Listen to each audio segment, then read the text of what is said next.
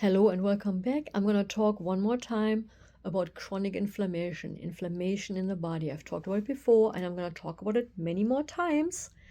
And it's just a reminder your musculoskeletal issues, your anxiety, your discomfort. Yes, there's a physical component, an emotional, a psychospiritual, a mental component. If you're negative, Nancy, and I used to be negative because when you're always sick, you're always afraid, and also just the way I grew up in Germany, so it is what it is.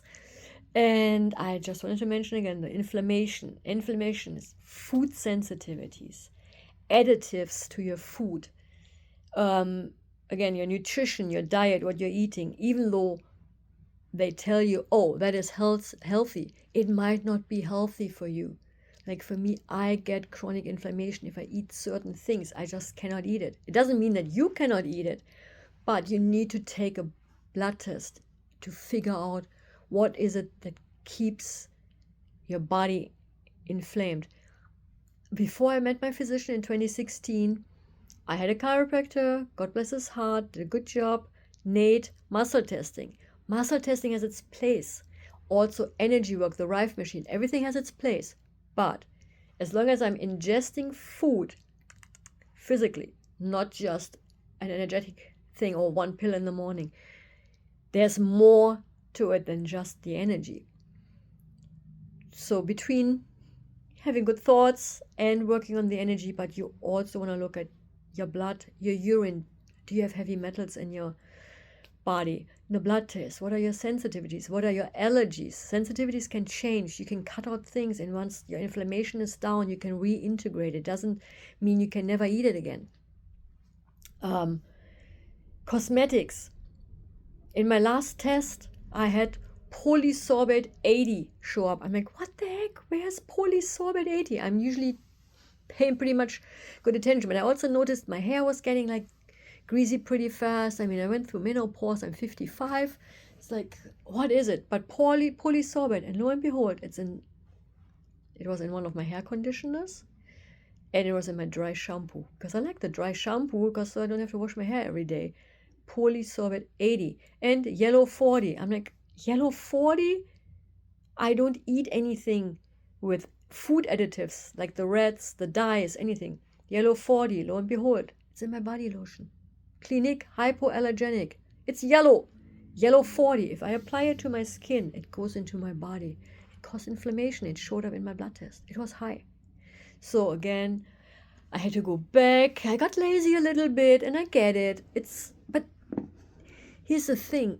There's a lot to be healthy. You have to be your own authority. You cannot just depend on someone. They will give you a pill. The pill is not going to make you better. You just want to eat and live healthy. So again, look at your cosmetics, fragrances. I mean, I swear, when I see people with diabetes and they wear perfume and stuff, I'm like, your pancreas is probably full of the chemicals. It's constantly triggering. It's besides other things. But again, perfumes, aftershave, this horrible smell. I have a lot of clients that get a headache. They don't like smells. I like certain scents. I can handle the natural incense. It's more like a chemical thing. Formaldehyde. Oh, that's what I forgot about to say with Dr. Chickley, who moved something out of my shoulder, which was formaldehyde, and it literally felt like bee venom therapy just for him putting the hand on my brain where it was stuck and on my shoulder blade. Boop, and it released. So again, alcohol is a neurotoxin.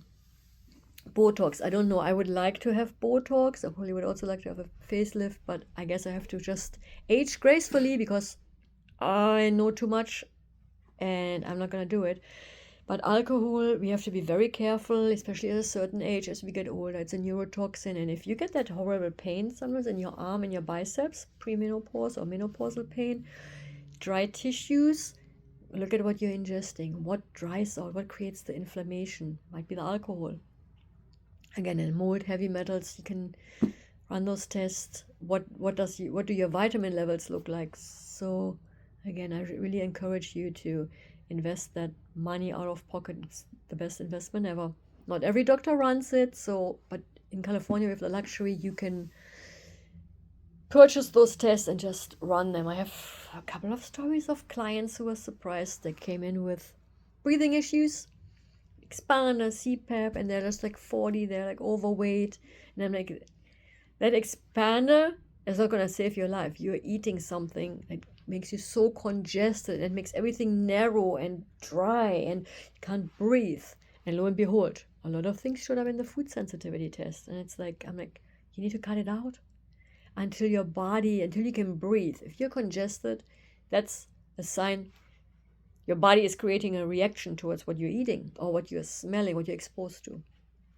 Kids, usually, if they can't breathe, it's like run a food sensitivity test. It's like eating the same thing. You cannot eat the same thing every day if you have a reaction. If you can't breathe, you need to figure something out. So trick the body.